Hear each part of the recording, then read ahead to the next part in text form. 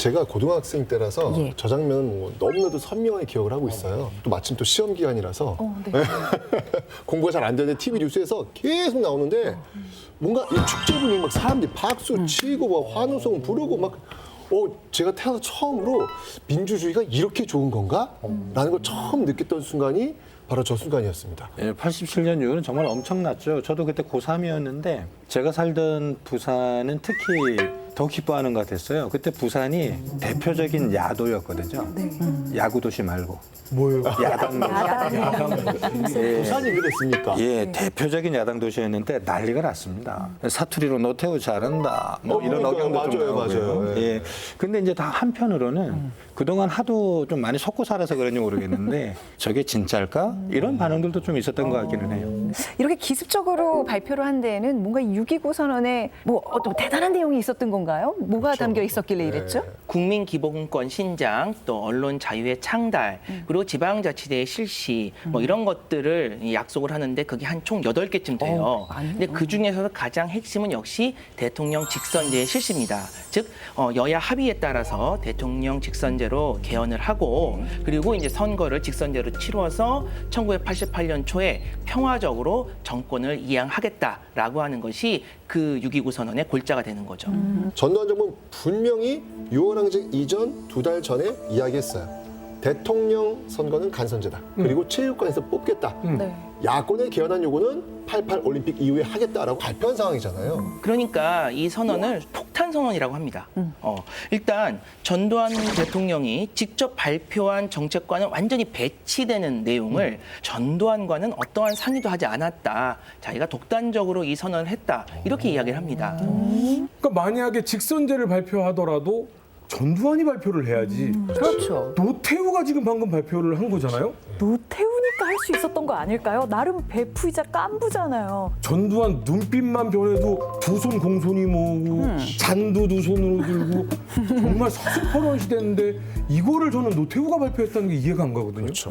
게다가 노태우가 이때 그냥 이 선언만 하고 끝나는 것이 아니라 만약에 이 6.29 선언을 전두환이 받아주지 않으면은 자기는 민정당 대통령 후보가 당 대표위원직을 포함한 모든 공직에서 사퇴할 것임을 이렇게 배수의 진을 칩니다. 결기. 와, 특히 저는 이 대단하네요. 대목에서 사실은 우리가 노태우라는 사람의 캐릭터를 잘못 알고 있는 게 아닌가 그동안. 노태우의 대통령 임기 중에 별명은 물태우였잖아요. 우유부단하다라는 게 그런 이유였던 것 같은데 근데 사실은 12.12 쿠데타 때 전방사단을 투입시켰다든지 이런 어떤 결정적인 장면에서 결정적인 액션을 하는 거 보면 우유부단한 사람이라기보다는 대단히 신중한 사람이 아니었을까. 그래서 저는 한 번씩 우리 국민들이 노태우라는 사람에게 약간은 캐릭터적으로 속고 있는 게 아닌가. 또 그렇기 때문에 또 인기도 어떻게 보면은 얻었잖아요. 나 보통 사람입니다. 이런 유한 이미지 때문에 덜 미움받는 그런 캐릭터? 그렇죠. 예컨대 전두환 씨가 대통령 후보로 나와서 저 보통 사람이에요 이러면 그건 미스캐스팅이 되는 거죠. 이거 캐스팅 바꿔야 돼요.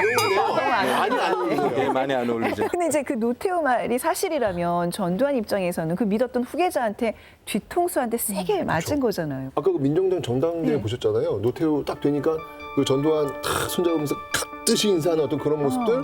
그런데 한 달 뒤에 그냥 제대로 한방 땅 친 거죠, 지금요. 지금 내용을 들어보면 사실 말이 안 돼요. 가만히 있으면 체육관 투표로 무조건 대통령이 되는데 이 무조건 되는 자리를 자기가 차버렸단 말이죠. 꿍꿍이가 없이는 될 수가 없어요. 아니면 정말 순수한 사람 아닐까요? 그런 사람이 앞에 전방부대를 빼가지고 쿠데타를 이렇게 말이 안 돼요. 자, 그럼 한번 이제부터 진실 게임을 해볼까요? 네. 자, 일단 노태우의 주장은 이렇습니다. 6.29 선언은 우국충정의 마음으로 자신이 아주 고독하게 또 이 고뇌에 찬 결단을 내린 것이다. 이렇게 자기는 주장을 해요. 1999년에 월간지에 노태우의 육성회고록이라고 하는 게 실려요. 그리고 2007년에는 노태우 회고록이 출간이 됩니다. 자, 여기서 노태우가 어떻게 주장을 하느냐. 자기가 이 대통령 직선제를 받아야겠다라고 결심을 한 것은 1987년 6월 10일이래요. 60. 네. 항쟁이 있었던 그날이네요. 대통령 후보로 선출된 노태우는 이제 파티를 하기 위해서 그 리셉션장으로 이동을 하고 있었어요.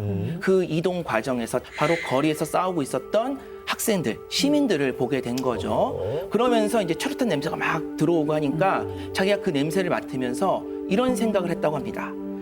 이 난국을 내가 헤쳐 나가야 할 운명을 갖고 있다.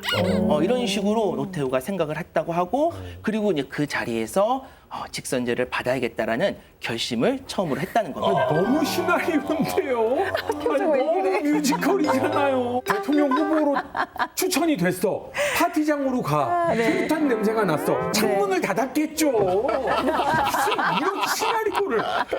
아, 왜 우국 충정에서 그래, 지금 순수한 의도일 결단을 수도 내렸대잖아요. 좀 있잖아요. 들어봐요. 그리고 나서 노태우는 일주일 뒤인 6월 17일 날 당시 안기 부장 특별보좌관이자 또 자신의 인척이었던 박철원에게 대통령 직선제가 포함된 발표문을 만들도록 초안 작성을 지시하게 됩니다. 정말 궁금한 거예요. 지금 6월 항쟁 첫날부터 지금 생각이 셌다고 하면 20일 동안 이걸 고뇌한 거잖아요. 네. 그럼 20일 동안 전두환이 과연 눈치를 못 챘을까? 어떻게 몰랐을 수가 있을까요? 그러니까 이제 노태우의 이제 주장들을 봐도요, 전두환이 뭐 완전히 몰랐다, 뭐 이런 내용은 아니에요. 다만 이제 구체적인 발표 날짜라든지 네. 또 들어갈 내용들 이런 것들은 전두환 모르게 노태우가 독자적으로 준비를 했다. 그렇기 때문에 노태우는 어쨌든 이것은 자신의 것이다라고 주장을 하는 것이고, 나아가서 발표일이 다가올수록 본인은 아예 청와대에 가지도 않았고 전두환이 호출을 해도 그것을 무시했다. 이렇게 얘기를 합니다. 전두환의 호출을 무시했다. 후출을 했는데도 가지 않았다. 보안사 권력도 살아있고요. 네. 안기부도 살아있고요. 수많은 권력들이 전두환 휘하에 살아있는 이 상태에서 전두환이 이걸 모른다고 해요.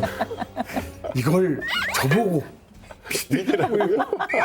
우국 직전이야. 근데 진짜 허준 씨처럼 그렇게 생각하는 사람 많을 것 같아요. 여기에 대해서 노태우가 당시 의혹을 이렇게 밝힙니다. 증거 자료가 있어요. 6.29 선언이 굉장히 고독한 선언이라고 그러셨는데 대통령과 협의했다는 설이 파다합니다. 제가 수십 분 국민에게 제 진심을 밝혔습니다. 이것을 가지고 여러분들이 의심을 하듯이 미리 대통령 가까우고 뭐 짜고 뭐 상의를 하고 이런 것을 결코 없다는 것을 이 자리에서 분명히 밝힙니다. 기자들 앞에서 저렇게 당당하게 얘기한다는 건 정말 자신 있다. 그러니까요. 그렇죠. 그리고 약간 억울한 것 같아요. 난 진짜 짜고 치지 않았는데 왜 짜고 쳤다고 자꾸 그러는 거야. 버티면 될 수도 있었는데 자기 밥상을 차버린 거잖아요. 국민의 눈에는 어떻게 보면 기득권을 내려놓는 어떤 대범한 그런 리더의 모습이 보였을 것 같아요.